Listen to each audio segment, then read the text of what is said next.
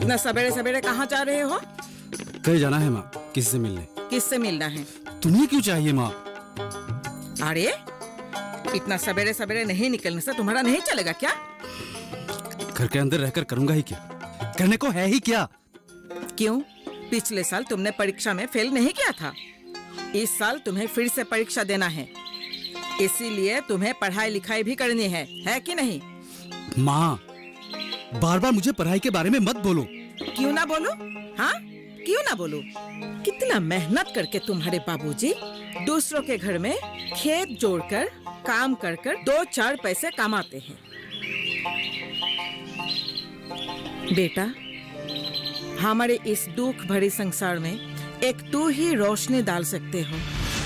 इस बात को अगर तुम नहीं समझोगे तो कौन समझेगा? हाँ, बचपन से ही ये बातें सुन सुनकर मैं तंग आ चुका हूँ माँ। तेरे तंग आने से क्या? हाँ, जो सच है वो तो बोलना ही पड़ेगा। मैं इसीलिए कह रही हूँ कि बाहर ना जाकर घर में बैठकर पढ़ाई करो। अरे तू मैट्रिक पास कर लिया है ना, तो इस परीक्षा में भी तू पास करेगा। मेरी और पढ़ाई करने की इच्छा नहीं है माँ। क्या? हाँ, और फिर से मैंने परीक्षा देने के बारे में सोचा भी नहीं है, इसलिए बार बार पढ़ाई के बारे में कहकर मुझे तंग मत क्या करो।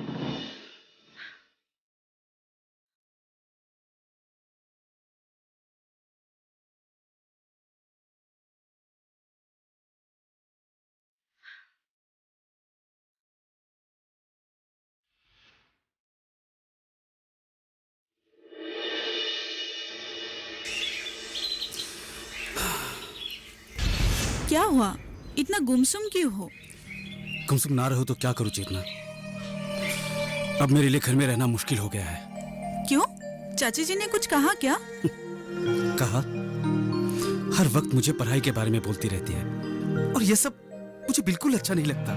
अरे ये कैसी बात हो गई? पढ़ाई ना करोगे तो कैसे चलेगा? सामने तुम्हारी परीक्षा है। पिछली बार जो हुआ हो गया, अभी इस बार तो तुम्हें परीक्षा पास करना ही होगा ना।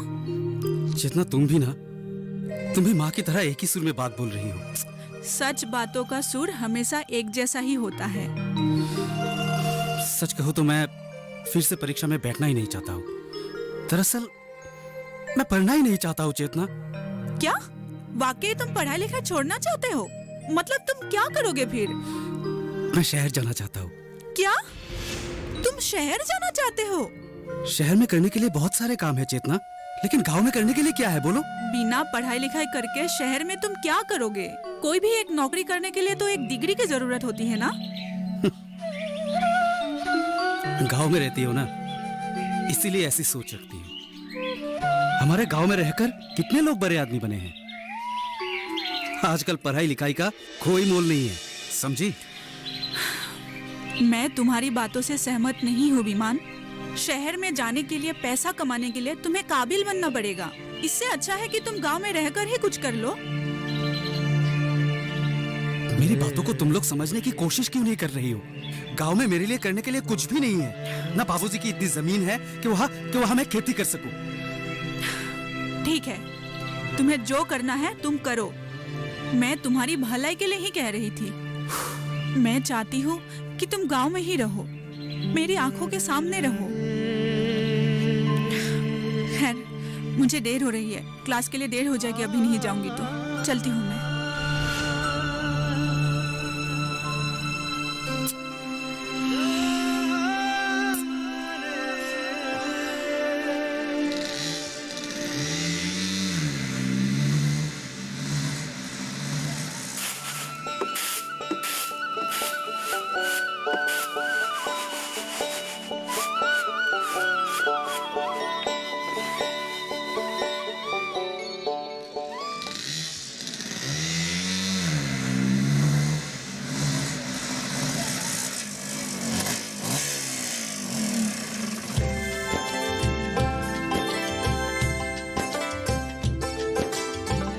अरे दीदी, अरे अरे नकुल, अचानक कहाँ से? पहले खबर दी होती तो तेरे लिए मैं अच्छी मछली खरीद कर रख पाती ना।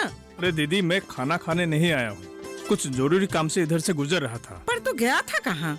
ब्लॉक में गया था, कुछ जरूरी काम था। मेरी छोड़ो, तुम लोगों के बारे में बताओ, तुम लोग कैसे हो? हाँ, हमारा कहाँ भला, जैसे तैसे चल रहा है। ऐसा क्यों बोल रही हो दीदी? क्या परेशानी है? विमान को लेकर बहुत परेशान हूँ। समझ में नहीं आ रहा है, क्या करूँ?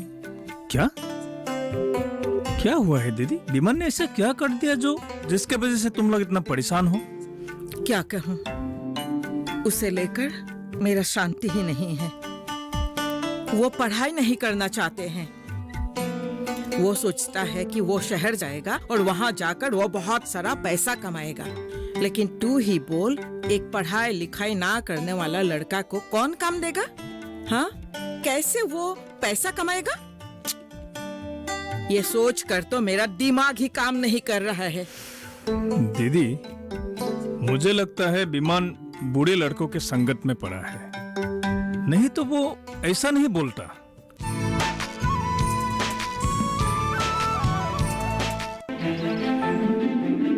बादलों की लुका छिपी, बारिश का हाल, बर्फ की चादर, बदलता रुख हवाओं का, और मौसम के लिहाज से कैसे करें खेती, और भी बहुत कुछ। मौसम खबर लाइव रोजाना सुबह 8:30 पर, शाम 5 बजे और 7:30 पर।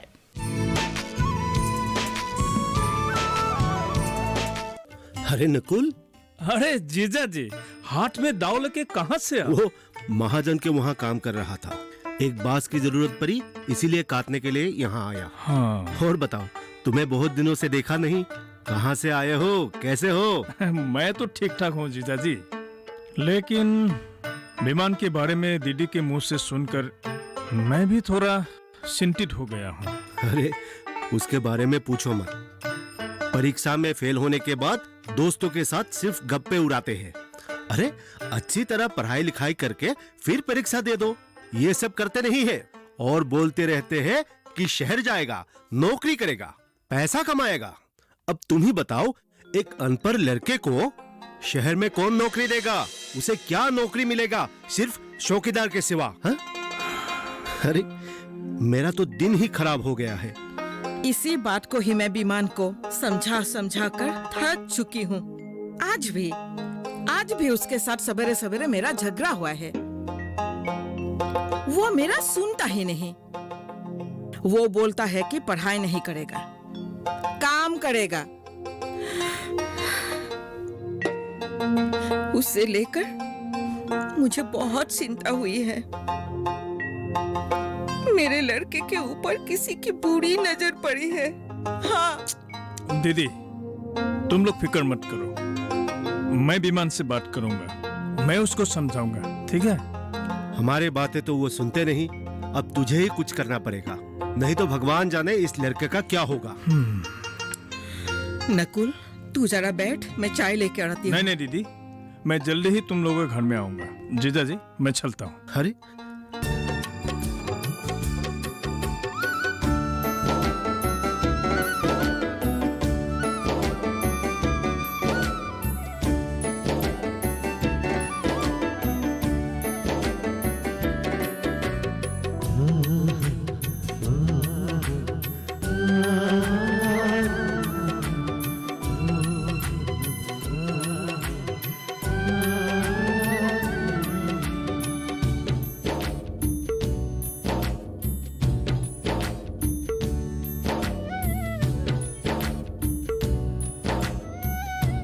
चाची जी, कौन? वो चेतना। आओ बेटी, आओ।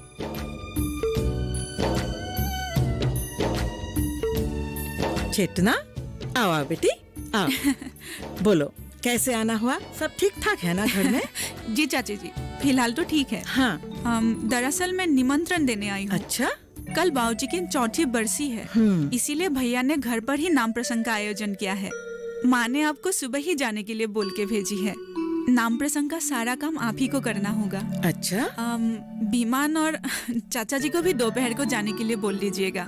हाँ, मैं कह दूंगी। अच्छा, एक बात कहो ना, क्या चाची जी? तुम्हारे भैया का शादी कब करवाओगे?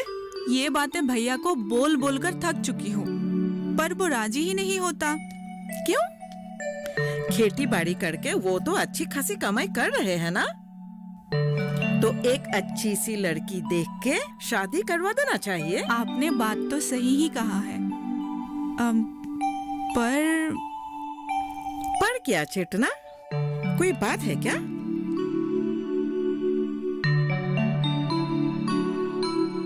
क्या बात है?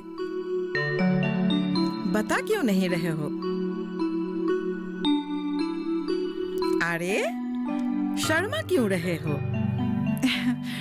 भैया ने कहा है कि जब तक मेरी शादी ना हो जाए तब तक वो भी शादी नहीं करेगा। वो अच्छा, तो ये बात है, तो तुम्हारे लिए एक अच्छा लड़का ढूंढना पड़े। मैं चलती हूँ चाची जी। अरे कहाँ चलते हो? चाय तो पी के जाना, अंदर चलते हैं। नहीं चाची जी, फिर कभी। आज बहुत सारे लोगों को निमंत्रण देना है।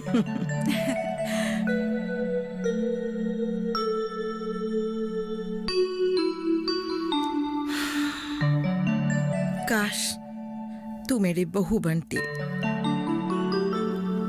पर ये नालायक के लिए मैं तुझे मांगूंगी कैसे?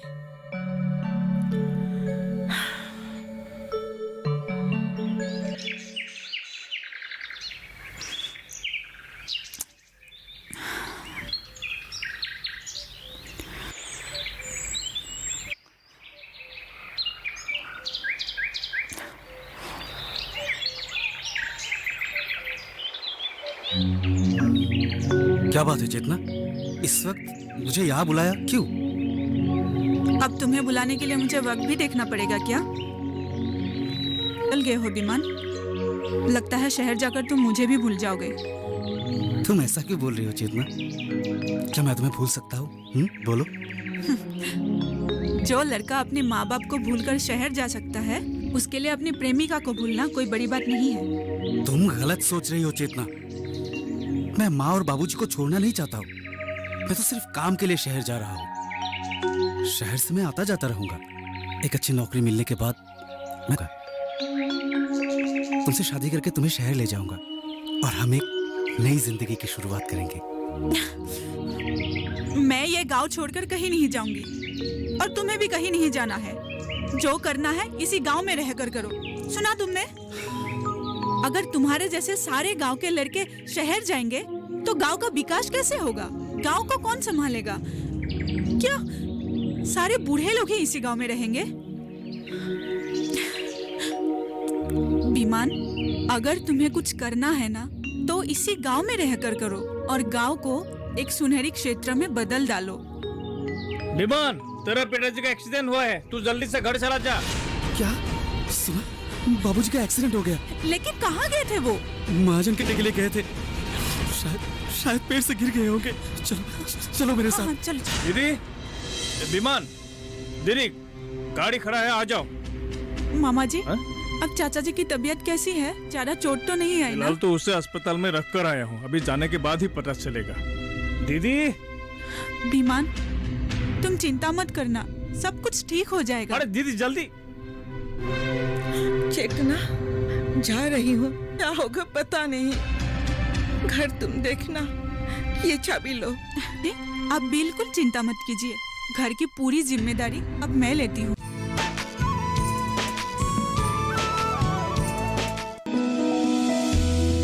जानकारी जो किसानों के लिए हो लाभकारी, समस्याओं पर पड़ेगा समाधान भारी, कृषि की हर बखयाल, कब कैसे की जाए बेहतर देखभाल, जानिए विशेषज्ञों के साथ, देखिए खेत खलिहान, सोमवार से शुक्रवार सुबह 7 बजे डीडी किसान पर।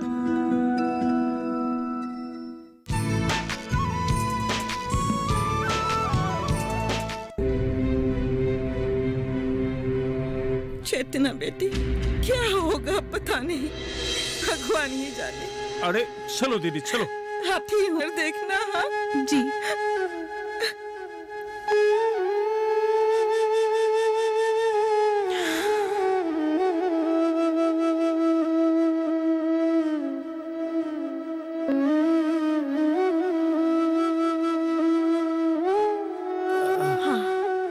आराम से आइए। हाँ, आइए। हाँ। बैठिए। आराम से बैठिए, आराम से, धीरे से बैठिए। हाँ, ठीक है ना? लगा तो नहीं? हाँ, ठीक है। शांति, हाँ, मैं कब तक ठीक हो जाऊंगा शांति? मुझे कैसे पता? डॉक्टर का कहना है कि आपकी कमर की कमजोरी कब तक मिटेगी ये कह नहीं सकते, और आपके पैरों की ताकत आने में भी समय लगेगा। तो फिर घर चलाने को मुश्किल नहीं पड़ जाएगा? हाथ में जमा पैसा भी नहीं है। अगर कुछ काम नहीं करेंगे तो गुजारा कैसे करेंगे? इसीलिए तो मैंने कहा है कि मुझे अब एक काम करना चाहिए। हा? क्या काम करोगे तुम? गांव के अंदर तुम्हारे लायक तो कुछ काम नहीं है, और तुम खेत में तो हल नहीं चला सकते हो ना? नहीं, मैं एक दूसरी बात सोच रही हूँ। महाजन अच्छा आदमी है, आपके इलाज में भी उन्होंने बहुत सारे पैसे खर्च किए हैं, और पैसे मांगने में अच्छा नहीं लगता। क्यों ना मैं उसके दुकान में चावल दाल साफ करके और दूसरों के घर में काम करके भी तो पैसा कमा सकती हो ना? अगर तुम गांव में किसी के घर में काम करने जाओगे तो फिर क्या मैं सहन से बैठ पाऊंगा? क्यों? जब आप काम करने के लिए गए थे तब तो मैंने ऐसे नहीं सोची थी। अब हमारे हालत ने हमें मजबूर कर दिया है, इसीलिए तो मैंने ऐसे सोचा है ना। नहीं शांति, नहीं, ऐसा नहीं हो सकता है। तुम घर घर जाके पैसा कमाओगे और मैं घर में बैठकर ये सब देखता रहूंगा? ये कभी नहीं हो सकता है। ऐसा नहीं होने दूंगा मैं शांति। तुम्हें कहीं जाने की जरूरत नहीं है। अब समझने की कोशिश कीजिए ना। तुम मुझे समझाने की कोशिश मत करो। मैंने कह दिया तुम बाहर काम नहीं करने जा सकती हो। विमान से मैं बात करूंगा। मैं उसे बोलूंगा कि वो अब घर के बारे में सोचे। तुम्हें घर के बारे में सोचने की कोई जरूरत नहीं है। गांव के चौक पर एक दुकान खोल लेने से अच्छा होगा, लेकिन इसके लिए तो बहुत पैसे की जरूरत पड़ेगी।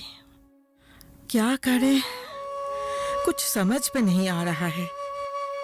कोई ना कोई तो एक रास्ता जरूर निकालना पड़ेगा।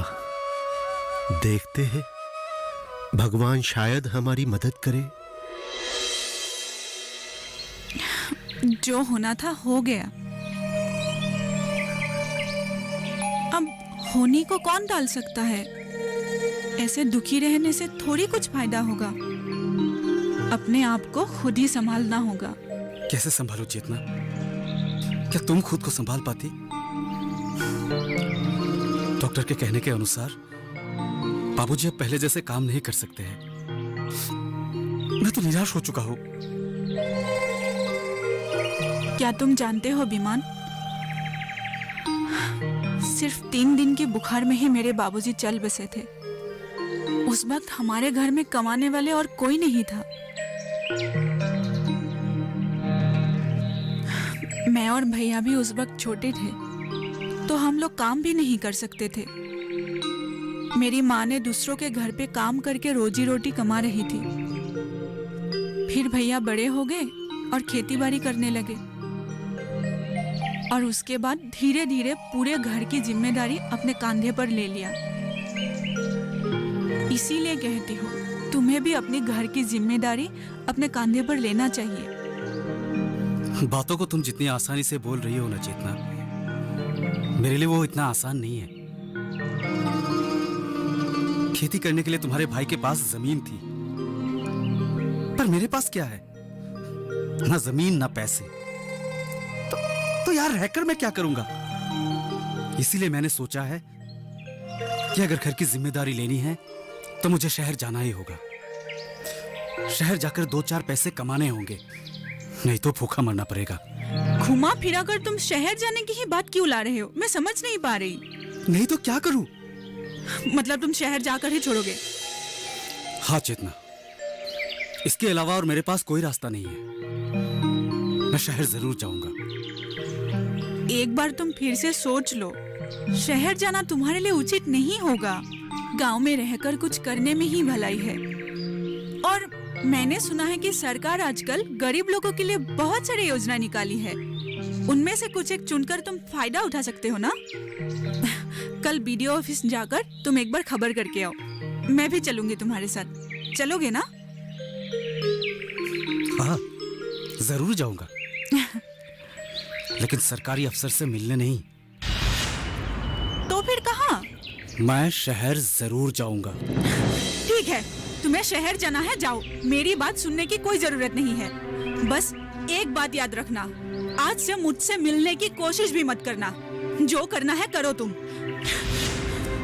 चेतना,